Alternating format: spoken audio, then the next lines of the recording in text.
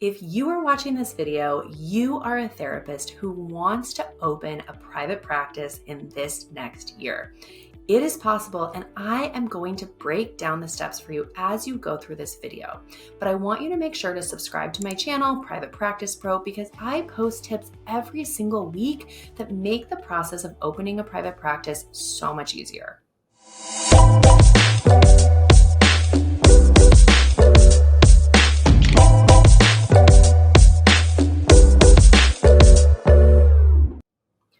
One thing I like to tell the students in my online courses is that private practice is possible, and it really is just a series of steps. When I first decided to open a private practice, I felt so overwhelmed and confused about the process, and I really wanted somebody to hold my hand through it, and I didn't have that. I had Google, and that was it. This was a long time ago. I opened my first private practice in 2016. I've scaled to six figures. I've moved cities twice, and I've helped over 2,700 other therapists open their private practices in my online courses. So when I say I know private practice, this is what I love to do.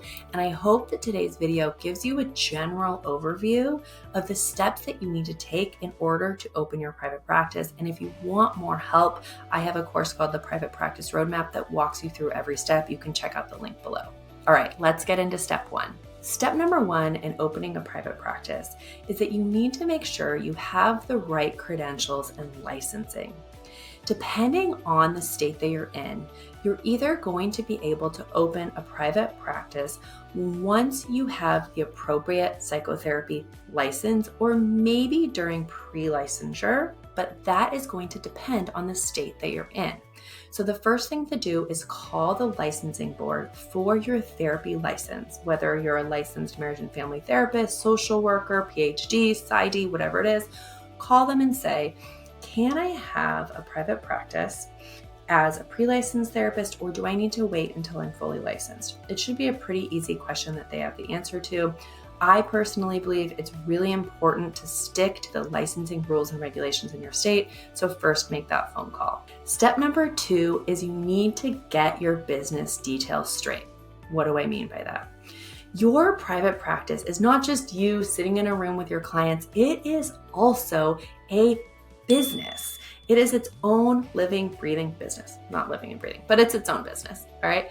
So what you need to do in order to have a business is you're going to have to decide if you want to be a sole proprietor, an S Corp, an LLC, and many of the rules and regulations about different business entities actually depend on the state that you're getting licensed in and that you're practicing in. And one thing I see a lot here on YouTube is people saying, you must become an S Corp, you must become an LLC. But here's the thing, this is actually a decision that should be made with a small business attorney or an accountant. And those professionals can look at your personal and your business finances and say, based on your situation, here's what you should do. A lot of it comes down to liability. And so I would be really careful not to just take some random YouTuber's advice about this, but really seek out professional advice from an attorney or an accountant. After you've had a chance to decide what business entity you want to become, you also need to get an EIN number and an NPI number. Think of the EIN number as kind of like a social security number for your business, and an NPI number is a national provider identification number, which identifies you as a healthcare provider. I take a deeper dive in my online course about how and where to get those numbers, but just know that you need them. Step number three is that you need to get a business banking account. Oftentimes, banks are going to want those EIN or NPI numbers in order for you to first get those accounts, but I really suggest keeping your business finances and your personal finances completely separate from the very beginning. Once you have that business bank account, the EIN number, the NPI number, and you've decided what type of business entity you're going to become, now it's time to formulate a business plan. All too often, I see therapists kind of forget or just put off formulating a business plan. It's really important to sit down and decide what your fee is going to be, what you want your working hours to be, what your cancellation policy is going to be, what electronic health record you're going to use. You want to make sure to sit down and write a formal business plan for your business. Think about what your goals are for your business. Think about the types of clients you want to serve and your niche, and try to start pulling together a document really planning out your business. It doesn't have to be complicated. Sometimes I tell people, take an hour, maybe turn on some music, sit in your office, and start dreaming big about what you want your business to look like. One important part of that business plan and our next step is going to be figuring out if you want to have a virtual or a physical office space, and then finding that office. This can be one of the most challenging parts depending on what city that you're in.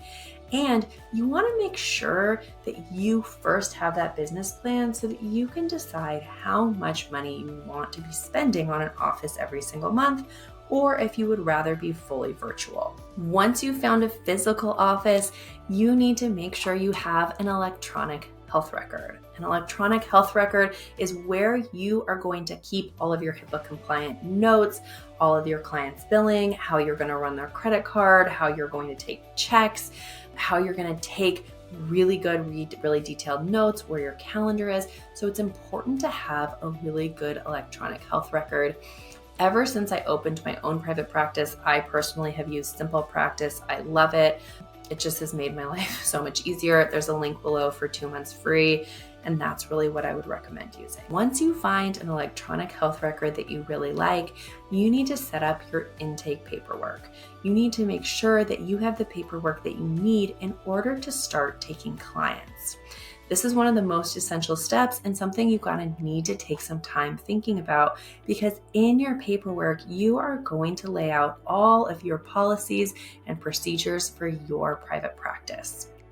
I personally sell a private practice paperwork packet. I'll link it below. Makes it easy.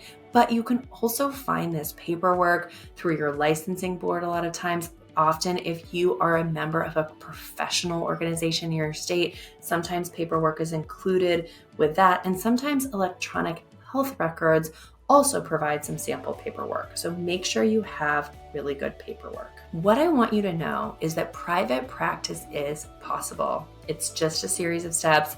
I'm here to help. Make sure to like and subscribe for more private practice content, and tell me in the comments what types of videos you'd like to see on this page.